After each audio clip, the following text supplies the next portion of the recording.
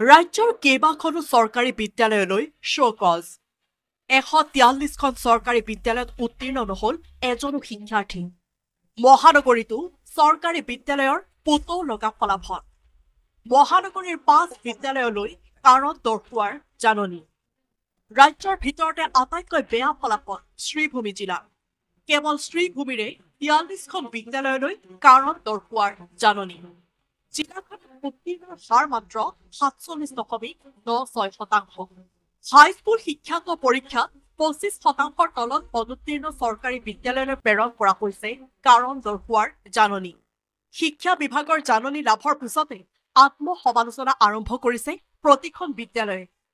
বিদ্যালয়ৰ লজ্জাজনক ফলাফলৰ প্ৰতি লক্ষ্য ৰাখি ভৱিষ্যতে কোনবোৰ দিশত পদক্ষেপ ল'ব তাৰ বাবে আৰম্ভ কৰিছে চিন্তা চৰ্চা উল্লেখ্য যে এই তালিকাত আছে মহানগৰীৰ Maligaon high school NPME school Borsojai high school Pilingkata high school Dispur চৰকাৰী উচ্চতৰ মাধ্যমিক বিদ্যালয়ৰ নাম মালিগাঁও হাইস্কুলত 14 পৰীক্ষাৰ্থীৰ ভিতৰত উত্তীৰ্ণ হৈছে কেৱল 2জন পৰীক্ষাৰ্থী NPME স্কুলত 13 গৰাকী পৰীক্ষাৰ্থীৰ বিপৰীতে উত্তীৰ্ণ হৈছে কেৱল 2জন একেদৰে বৰসজাই হাইস্কুলত 49 জনৰ ভিতৰত 2জন পৰীক্ষাৰ্থী উত্তীৰ্ণ হৈছে পিলিংকাটা হাইস্কুলত 50ৰ বিপৰীতে 11জন শিক্ষাৰ্থীহে হৈছে উত্তীৰ্ণ ইফালে দিছপুৰ চৰকাৰী উচ্চতৰ মাধ্যমিক বিদ্যালয়ত 78 জনৰ ভিতৰত উত্তীৰ্ণ হৈছে 19 জন শিক্ষাৰ্থী এনে ফলাফলৰ আঁৰত শিক্ষাৰ্থীৰ পৰিৱেশ পৰিস্থিতি দায়ী বুলি দুখৰ হাত সৰাৰ চেষ্টা দিছপুৰ উচ্চতৰ মাধ্যমিক বিদ্যালয়ৰ শিক্ষকৰ আগতে নাছিল এতিয়া এই অলপ নতুন সিস্টেম হোৱাৰ কাৰণে বোধহয় এটা কপ আপ কৰিবলৈ অসুবিধা হৈছে আমিও যত্ন ল'ম আৰু অসমীয়াত মই অকলে